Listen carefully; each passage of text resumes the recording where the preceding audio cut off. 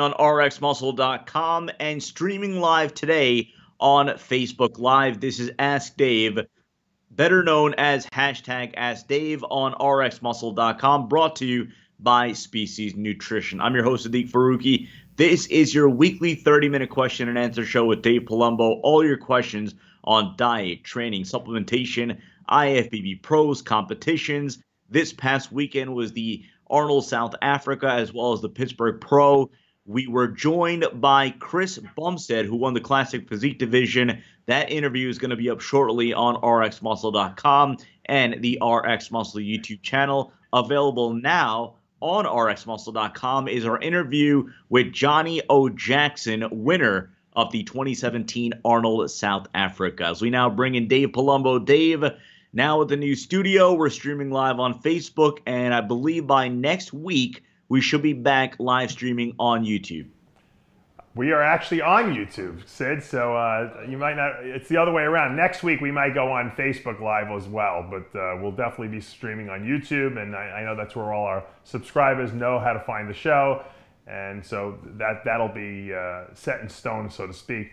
Now, I just wanted to mention Chris Bumstead, 22 years old. What a prodigy this kid is. You know, he turns pro at bodybuilding, the North American Championships last year. And now, at the old age of 22 years old, he wins his first pro show, the Pittsburgh Pro, in Classic Physique, qualifying for that Olympia. I don't think we're going to see this guy staying in Classic too long because the kid is just a dynamo. He's growing it by leaps and bounds, and he's got some of the best shape that I've seen in a long time. Johnny Jackson, on the other extreme, is 46 years old, and he's retiring this year. Will be his last year. He ended on a very high note, obviously winning that Arnold South Africa, the biggest win of his career, and he'll be at the Olympia later this year, and then that'll be it. So congratulations to both guys, old and new generation, old generation, and it's kind of ironic that we had them both within 1 or 2 days of each other. But hey, we're seeing the new guard coming onto the bodybuilding scene, and it's exciting. So again, if you want to join us on this show, you can ask your question on the Muscle Central Forum on rxmuscle.com. If you're not already a member, it is free to register. So now that we have clarification, hello to our YouTube audience. If you're watching us live, you can ask your question on the chat box on the right-hand side of the video player. Our producer, Johnny Styles, will field the questions, pass them along, and we'll get them on the show. Instagram, official_RxMuscle, or our official Facebook page, or tweeting us using hashtag AskDave. We'll start on the Muscle Central Forum on rxmuscle.com. Go to John Smetten. Dave, on the liquid research chemicals, T3 and Clen. I've heard it's best to get pills because liquids can degrade quickly and dosing can be incorrect. What do you think about this? I never liked the liquids, to be honest with you. I know they're much easier to get because these peptide sites and chemical research sites sell them. The problem is you don't know what you're getting. Some of the sites have legitimate stuff. Some of the sites don't. Some have legitimate stuff, but it's not dosed properly. Others, it's overdosed. Also, if you don't shake the bottle up, you can get the stuff settling, and then you get nothing when you first start taking it. And then when you get to the end of the bottle, you're getting overdosed with the stuff. So pills are so much more specific and easy to quantify how much you're taking. I prefer them. But if you have no other choice to use the research chemicals, make sure you use a site that other people have used and gotten good benefits from. One, Dave, I know this might be a stupid question, but I'll ask anyway. Can you take trenbolone and masteron at the same time, or is it better to take tren first and after that same dose of masteron? Thanks, love the show. The truth is you can take any steroids together. There's really no steroids that don't interact well with each other. So two different compounds together is always the best because you get that synergy between the two of them. Like a lot of people think, I got a question just before I was answering emails. Someone asked me, can you mix Decker and Equipoise together? Because I heard they're the same thing. Well, they're not the same thing. Otherwise, they'd be called the same thing. And just because compounds work similarly or they have similar effects as far as building muscle, vascularity, that kind of stuff, that doesn't mean that they won't synergize each other. So two compounds are always good. There's no real, like I said, there's no no-no out there. There's no don't mix these two because then you're going to... Doesn't happen. They all seem to do the same thing, build muscle, repair muscle. Let's go to our Instagram page. Again, if you're not already following us on Instagram, it is official_RX Muscle. We just eclipsed 90,000 followers, so we thank you for that. Again, we appreciate your support as always. Let's go to robteamfisher.ukbff. Dave, doing cardio and having hypoglycemia after 20 minutes, is it good or bad for fat burning process? I'm not really sure of the question. He said is he getting hypoglycemia after 20 minutes of cardio? Is that what's happening? If you're going hypoglycemic while doing cardio, you might be going at too high of an intensity level, in which case your body's trying to use carbohydrates for fuel rather than fat. So don't overdo the intensity level when you're doing your cardio. 99.9% of you guys out there who are doing cardio is to burn fat. It's not because you're trying to get in shape to run a marathon or a race or a cycle. You're doing it because you want to burn fat, so just keep yourself in the fat burning zone. Once your heart rate goes up too high, over like 135 beats a minute on average, you start requiring carbohydrates as fuel to generate ATP quicker. That's not helping the fat burning process at all. So like I said, sometimes the idea that you're going hypoglycemic on the activity would indicate that maybe your intensity level is too high. YouTube audience, we're going to be bouncing back and forth between our YouTube live audience as well as our Instagram questions. Again, if you're watching us on YouTube for the first time, hit the subscribe button below. You're not going to miss any of our shows, segment, or updates. Of course, we are in the thick of the contest season. We have interview after interview lineup. We have Chris Bumstead going live soon on RX Muscle on the YouTube channel. Later today, we're going to be speaking with Sergio Oliva Jr., who's going to be making his pro debut at the New York Pro. And as Dave mentioned earlier on, we spoke with Chris Bumstead, who took the 2017 Pittsburgh Pro Classic Physique crown. Let's go to John Effer on YouTube. Teen bodybuilder. Dave, do you have any knowledge on using raloxifene for gyno? It's like tamoxifen, essentially. And so they kind of do the same thing. They block estrogen receptors, I believe. You know what? I always like to make a stipulation if I'm not really sure. I believe it's a SERM, a selective estrogen receptor modulator. In other words, it blocks estrogen receptors. And when you block estrogen receptors, you will negate the effects to a certain degree, percentage at least, of estrogen. However, you're not stopping the production of estrogen. Aromatase inhibitors like Aromacin, Femara, Arimidex, they block the conversion of testosterone into estrogen, so it doesn't even matter if the receptors are open. There's no estrogen to bind to the receptors. So I always felt that the aromatase inhibitor route was a better way to block estrogen than trying to block the receptors themselves. Now, if you're a woman and you know we can't stop the production of estrogen because that's coming from the ovaries, it's not coming from the conversion from testosterone, in those cases, women do better on the estrogen receptor blockers like Nolvadex because of that. Because we can't stop their estrogen. It's there anyway. Let's just block the receptor. We'll stay on YouTube and go to Beast93. Dave, congratulations on the second baby on the way. My question is regarding having carbs and fats in the same meal. George Farah is saying it is bad. What are your thoughts? I have to disagree with that. I don't see any reason why you can't have carbs and fat in the same meal. Carbs cause insulin release. Insulin stores carbs as fat. Fat doesn't get stored as fat from insulin. So there's really no contraindication to having that. Now, having said that, if you're going to eat an excessive amount of carbs and an excessive amount of fat, yeah, obviously that's not a good thing to do. But if you're eating the right prescribed amount of fat that we've calculated, from your daily requirements, and those daily requirements for fat are usually about a half a gram to 3/4 of a gram per pound that you weigh. So if you're a 200-pound guy, assume you need about 120 grams of fat per day, divided over 6 meals, that's 20 grams per meal. If you're having your 20 grams of fat, all good healthy fats with what we figured, you need 40 grams of carbs a meal, for instance, there's nothing's going to happen. You're not going to store anything. You're going to get benefits. The fat will be used for repairing muscle, creating new hormones in the body. The carbs will be used as fuel, and whatever protein you eat with that will be used for muscle repair as well. Let's go to Gaz Clark. Dave, can you explain running T3 and its function with regards to fat loss? Well, it's just for those of you who don't know, let's break it down simplistically. the pituitary gland sends out a signal called TSH, thyroid stimulating hormone. That's in your brain. And that goes into the circulation. And when it gets to the thyroid gland, it tells the thyroid gland, produce thyroxine. Thyroxine is a hormone known as T4.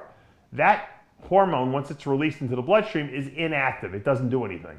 Okay, in the bloodstream, it will be converted to the active form according to how much your body feels that it requires. So everyone has a different set point.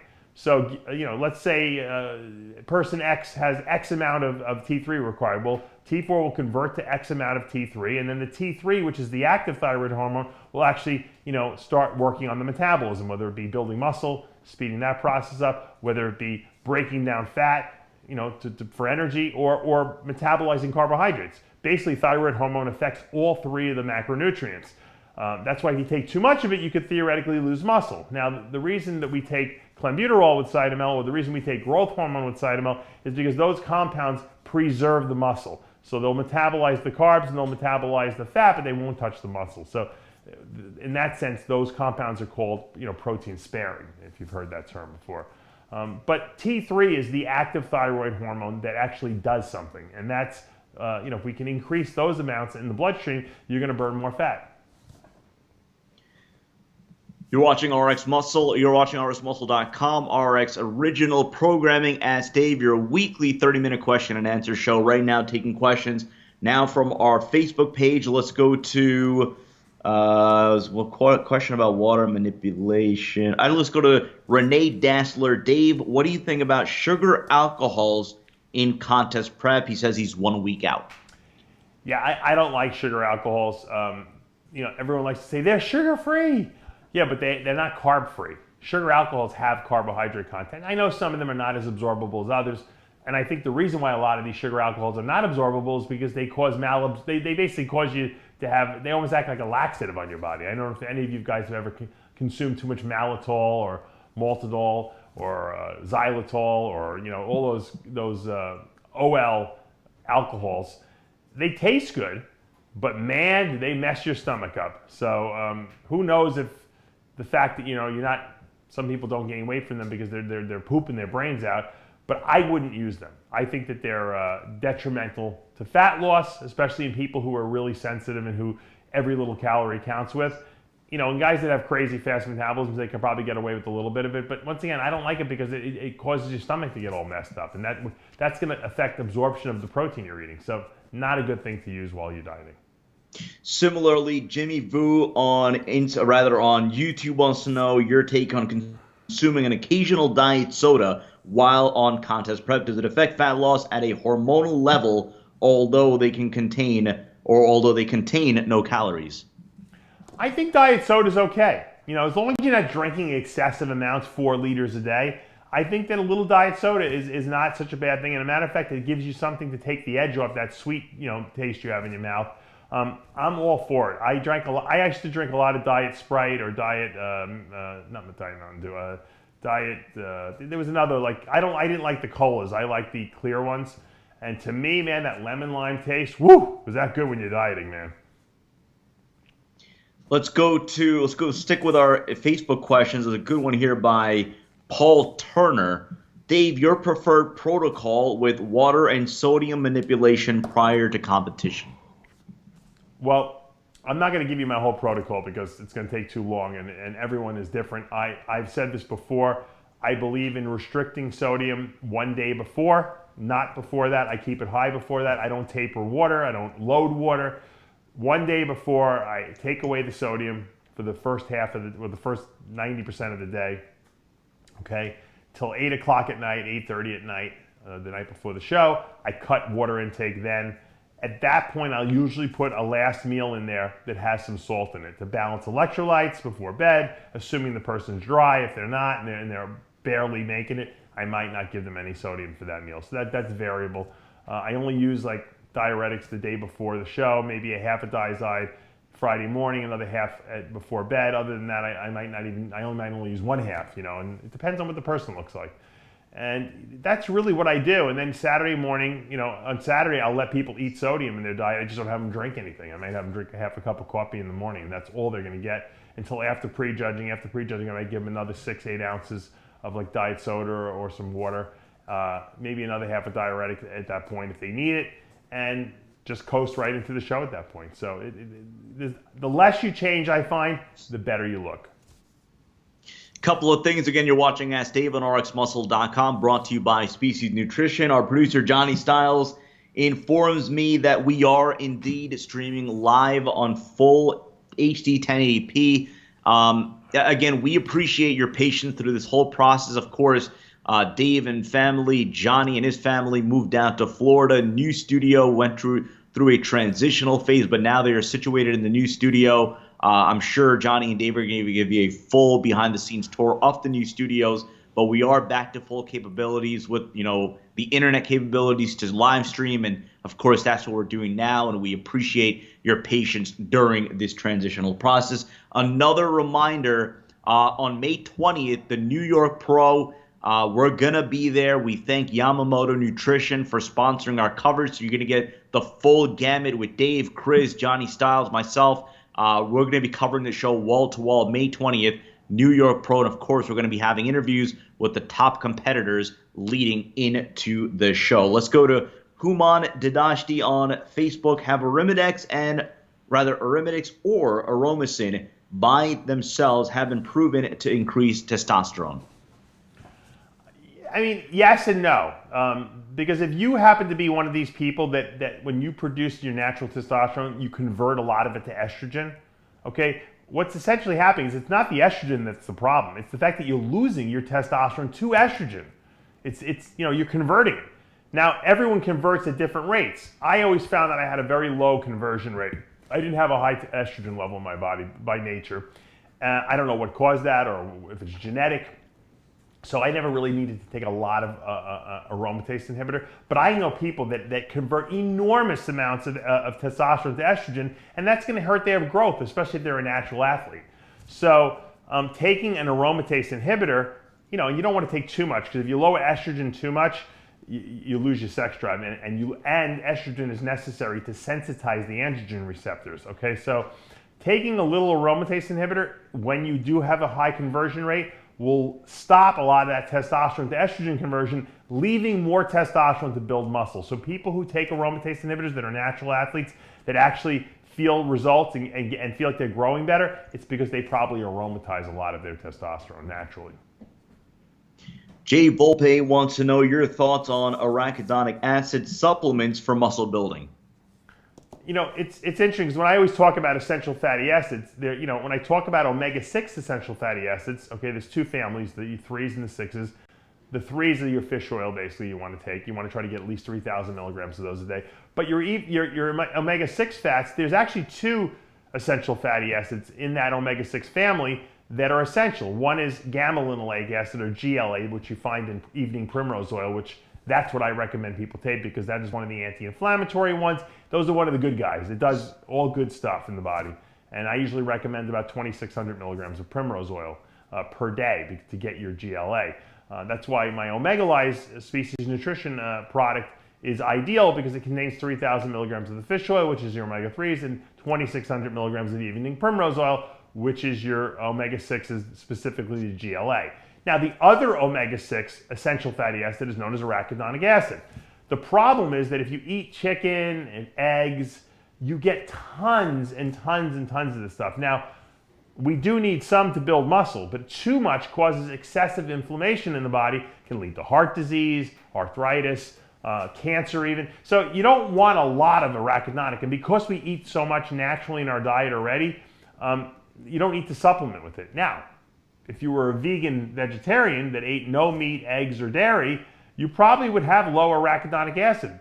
And in that case, you might benefit from taking a product that has arachidonic acid. I know Bill Llewellyn has a product, Factor X, I think he calls it, that's an arachidonic acid supplement.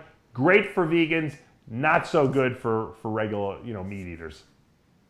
Let's go to Benjamin Cano. Dave, best exercise for lower traps? You would think shrugs would be something you can do, and I used to try to lean over more to get my lower traps, but the truth is that high rows, rowing movements, where you're holding the bar up high and pulling back, that's going to work your middle middle traps, lower traps, rhomboids, all that the little detail muscle in there. So to me, that was always the best way to try to attack it, was to do, like I said, not heavy, very good form, real squeezing, maybe even get a pad against your chest, where you use those machines where you get a pad and just pull back, but pull high, and you'll see that you'll feel it in those lower traps. Let's go to Jason since 77. Dave, when cutting, can it be beneficial starting to work out in the mornings in a fasted state as long as you're taking your BCAAs, keep training time within an hour, and have a nice amount of carbs the night before? Well, carbs are only going to provide fuel for the workout. Protein in the bloodstream is another story. I mean, branched chains will give you some leucine, isoleucine, and valine, but they're not giving you all the other essential aminos you need. Personally, I always recommend eating a meal or drinking a shake before you weight train. Cardio can be done on an empty stomach, okay? If you don't want to lose muscle, okay? Guzzling branched chain amino acids is not going to prevent you from losing muscle, because probably a lot of those branched chains are going to get converted to glucose in the body. That's just the way it's going to happen, especially if you're not eating any other food with it. Let's go to Musty. How negatively does testosterone use affect your joints and ligaments if you've only been lifting for a year? And what can you do to minimize the risk of injury?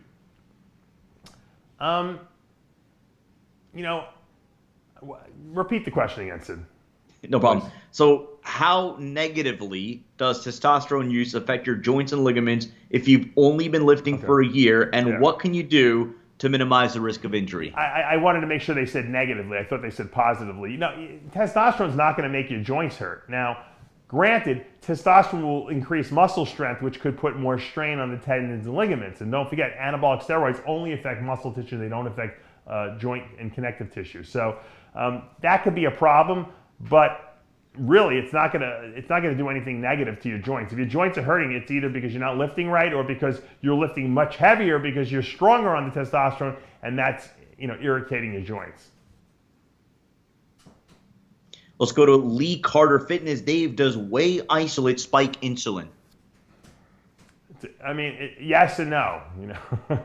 If you took whey isolate on an empty stomach in a fasted state and without any fuel source with it, yeah, you probably would convert a good amount of that into carbs. If you took whey isolate with a fatty acid supplement, like let's say putting a tablespoon of all natural almond butter or peanut butter in with the whey isolate, no, most of it will stay as protein. Your body can use the fat from the peanut butter as a fuel source. Likewise, if you took a whey isolate in it with a carbohydrate drink, your body's not going to convert that whey protein to carbs. It doesn't need to. It's got carbs there already, and the carbs are already giving you fuel. So whey isolate will only convert into glucose in large amounts, that is, in the presence or in the lack of a fuel source. Let's go to 807 Haley. Dave, for a woman who's doing keto at 40 grams carbs, 74 grams fat, and 165 grams protein, how often should I refeed, and how much should carbs increase on that day? I like to do a cheat meal. I've talked about this before, once a week. I don't think it should be the whole day. I think one meal per day. Spike your insulin a little bit with some nice carbs, something you enjoy eating. Make sure you eat protein too with the meal. Don't just have junk food, For women, I try to tell them to limit it to 100, 150 grams of carbs the most. If women or men out there can't handle a cheat meal and they just go ballistic, then you know what? You might be better off just doing 25 if you're a woman grams of carbs for 3 or 4 of your meals throughout the day on that one day a week, just to spike insulin levels. Because it's the spiking of insulin, okay, that keeps your T4 thyroxine to T3 triiodothyronine levels going at adequate rates. Remember, T3 is the active, T4 is inactive. When you eat a very low carb diet with low insulin output, your T4 to T3 conversion slows down. You can speed that up and prevent your body from going into slowdown mode by throwing in a cheat meal once a week, because when you spike insulin is basically telling thyroid hormone, we're fine, keep converting to T3. And that's what happens. Let's go to Josh Romero. Dave, I tore my chest in December bench pressing. I'm still looking for a surgeon, but due to my insurance, I'm very limited with options. What are your suggestions for me if I don't do surgery? Well, I don't know how bad your tear is, so it's hard for me to tell. Is it cosmetic? Is it functional? Is it both? You know, if you're a bodybuilder and it's very cosmetic, I would certainly try to get it fixed. You know, likewise, if you're a power lifter and it's a functional, deficit, I would also try to get it fixed. So it's your call, basically. I mean, most of the doctors will say do what you feel, because I always ask about my knee. I say, you think I should get my knee redone? They're like, well, it's a personal choice. Some people might live with it, some people might not. So this is really a personal choice as well. Let's go back to Instagram, check in with AR Reach 30. What are some tips to take full advantage of your rebound coming off a contest prep, specifically your cycle and carb/calorie increases? Well, when you come off contest prep and a cycle, you usually have so much stuff in your system because you're on 4 different things and long acting, short acting, that by the time all the stuff exhausts itself from your system, that's probably 4 weeks down the road. So I don't believe in continuing to take gear post-contest. I like to go right onto my PCT, start my HCG and Clomid, start my HCG, do that 2 weeks, then Clomid for 2 weeks, and then go off. Because you're going to have, for 6 weeks after your show, you're still going to have stuff in your system, I'm telling you, and you're going to still grow and make gains as long as you eat good and you don't eat junk food and you don't miss the gym, you're going to get a great rebound. Boston Lloyd right now watching the show in our chat room. So shout out to Boston. Thanks for the support as always for RX Muscle. Let's go to Rob James 09. Dave, I'd like to hear your thoughts on hair loss, finasteride, DHT, and how it affects free testosterone levels, TRT, and muscle building. Also, I'd love to hear your thoughts on the pros and cons of finasteride and your personal product that lowers DHT. The body is, especially hormonally speaking, is a very dynamic type of situation, meaning that things are always changing, okay? But it's the balance ultimately between testosterone, estrogen, and DHT, and of cortisol to a certain degree, that will determine how you look and feel, okay? So when I put together Testolize, my Species Nutrition Testosterone Optimizing compound, I don't even call it a booster, it's an optimizing compound. What I wanted to address in this compound was, number one, blocking estrogen production in the body, or at least getting it out of the body as quickly as possible so that it doesn't suppress the pituitary. We know that by getting estrogen out of the body as quickly as possible, the pituitary will be more likely to produce signal, LH and FSH, that will cause more testosterone production inside the body.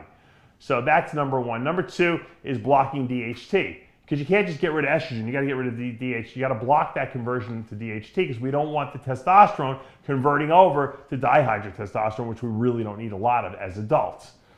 If we can address those two things, we're good. Now, as far as hair loss, some people are sensitive to high levels of DHT. And when they experience high levels of DHT, okay, they lose their hair. Other people, they get exposed to high DHT, they don't lose their hair. They got a great head of hair. I mean, look at Jay Cutler. The guy never lost a hair on his head. Dorian Yates never lost a hair on his head. So there are guys that just aren't prone to hair loss. So unfortunately, guys like myself that are prone to hair loss, by the time when I hit 30, that's when I started losing my hair. And it sucked because, there was nothing I could do. I didn't really know about all these different modalities. I was trying to use like those shampoos, and I was using minoxidil on my head. It was freaking making my scalp peel. Finally, I gave in and went on finasteride, which I've been on for probably 15 years now. But I knew that there needed to be something in between finasteride and actually doing nothing. And that's why I created Testolize. Let's naturally lower DHT levels. Let's naturally, keep estrogen levels at bay and flush out extra estrogen. And let's boost natural testosterone production. And that's what the Testolize product does. And it works really well. However, if you have a severe hair loss issue, you might want to try finasteride. The only problem is once you start it, you got to stay on it. I use 2.5 milligrams per day. Obviously, and I've talked about this before, I've had hair grafts done where they cut some of the hair out of the back of your head. They kind of seed your head like a lawn. And, I have some cover there. It's not great. I'm waiting for stem cells to come out. Hopefully those will save the day and grow new hair on our head. For now, though, we got to keep using the little tricks we got, You're watching Ask Dave on RxMuscle.com. Again, if you're watching us on YouTube live, it is our first live Ask Dave in quite some time. So for those of you that have stuck around and watched our taped editions, we thank you for your patience and, as always, for your support. And of course, if you're following us on Instagram, just surpassing 90,000 followers. It was only in 2014 that we were sitting at 3.5 thousand. So again, this is a reflection of your support and your cooperation and your feedback for everything that it is that we do. We'll take a couple of more questions. Let's go to Hard Body Fitness 1. Dave, your thoughts on the best fat sources? Been reading a lot about the fake olive oil fiasco. Also, could you elaborate on your thoughts about coconut oil in terms of quality compared to other healthy fat sources? Let's start with coconut oil, because I do like coconut oil. I don't think there's anything wrong with it, except it's just a fuel source, basically.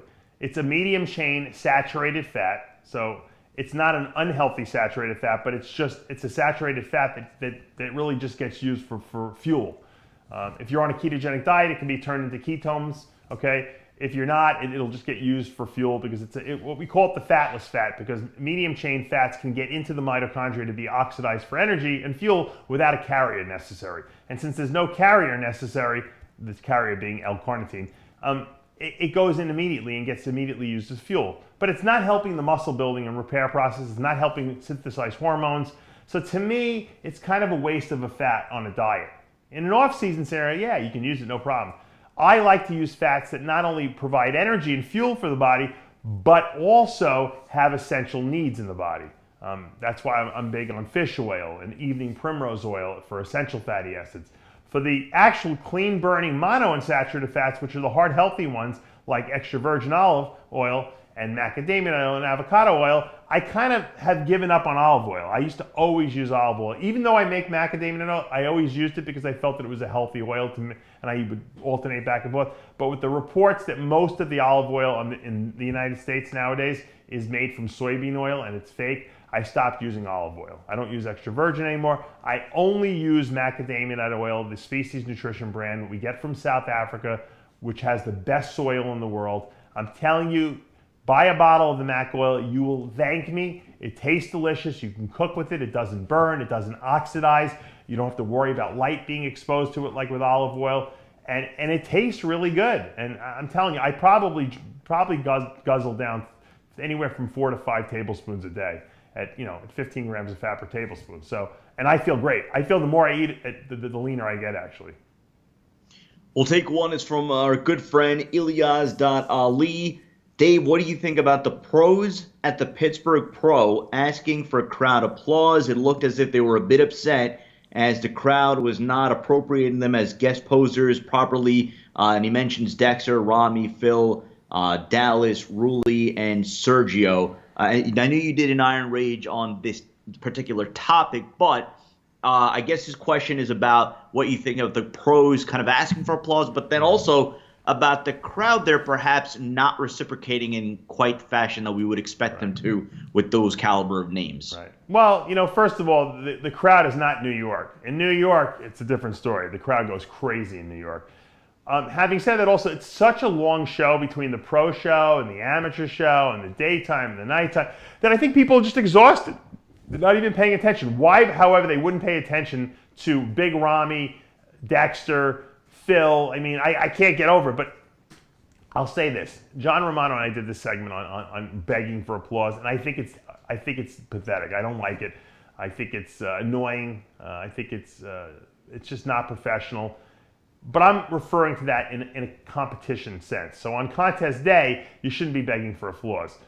In a guest posing, I think there's no rules. I think you can do whatever you want. You can jump into the audience, you can have a fun routine and do whatever you want and put costumes on and have fun with it. If you want to put your hand up to your ear to get the crowd riled up, I don't have a problem with that in a guest posing scenario where you're not being judged. When you're being judged as a professional and someone who's polished looking, it looks pathetic when you beg for applause. So I think there is a distinction, and I don't have a problem with the guest posers doing it. I lied. We did get a good question here from Dubson965. This is one that ever since you did the interview with Juan Marquez has been batted around, and let's put it out there. Whose physique do you think was better in their prime, Lee Priest or Juan Marquez? Lee Priest. Not even close. Lee was, Lee won, top open IFBB pro shows. Juan never did that. Did Juan have the potential to be better than Lee Priest? Maybe. We have never seen it. We saw some flashes of brilliance, but we've never seen him really ever, get to the level that we thought he can get to. And maybe he couldn't get there. So Lee Priest did get there, and I think that Lee Priest has to be applauded for that. Lee might have done some other crazy stuff in the bodybuilding world and insulted people and whatever and caused trouble, but physique-wise, the guy was ahead of his time. Had he been around in the 212 era, he would be Mr. Olympia for certain, multiple times over. Before we wrap this episode up, again, reminder, May 20th, New York Pro. We're going to be there in full force. We're going to be covering the show. Dave, Chris Aceto, Johnny Styles, myself. We're going to have athlete interviews leading into the show as well. And again, we thank our sponsors, Yamamoto Nutrition. Dave, before we go, any updates with your website, DavePalumbo.com? Yeah, I just want to, I got a few new products out there. I have a new, people have been asking me about alkalinized water filters, and they're really expensive out there, and I sell like a little shaker cup called the pH9 generator. You can kind of put water in there and shake it up and it makes it alkaline. But I found a new product that I bought it, I used it, I love it, and I said, you know what, I want to sell it. So I contacted the company, and I have it up at DavePalumbo.com at a very, very competitive price, probably the best price on the web. It's called Santa Via, a water alkalinizing pitcher. You basically just pour tap water into the pitcher. It settles almost like a Brita filter. Except not only does it filter the water, but it also alkalinizes the water. And as long as the water is touching that filter that's sticking into the water, it's going to stay alkaline for as long as you want. It doesn't lose its alkalinity. I think it's a brilliant product. It's only $45. It's so affordable. You can get that at DavePalumbo.com. I also, for those of you who've been asking me, the raw cacao bars are back in stock. I got 1,000 of them. I've already sold half of them. So if you want these things, you better get them now. The bars are half the size they were before, but they're half the price. So we just made them a little smaller because we're making them on a special machine now. They don't melt as easy. They taste better. The uniformity is good. They're awesome. They're carb-free, guilt-free. There's no dairy in them. It's just raw cacao with a little stevia sweetening in it. There's some herbs and medicinal mushrooms in there for detoxification. It's probably one of my best-selling products. They always sell out. Stephanie McMahon and Triple H usually buy 100 or 200 at a time from me, and that's what they're usually the ones who actually cause me to sell out. And of course, my good friend Susie Blaylock, who I know is listening to the show, watching the show, she loves those bars too. She buys very large amounts as well, and so that's available. And of course, I want to also mention my Dave Palumbo Experience app. A lot of you guys have been signing up lately. I know you're really enjoying it. It's a place to find all my written articles, all my published videos.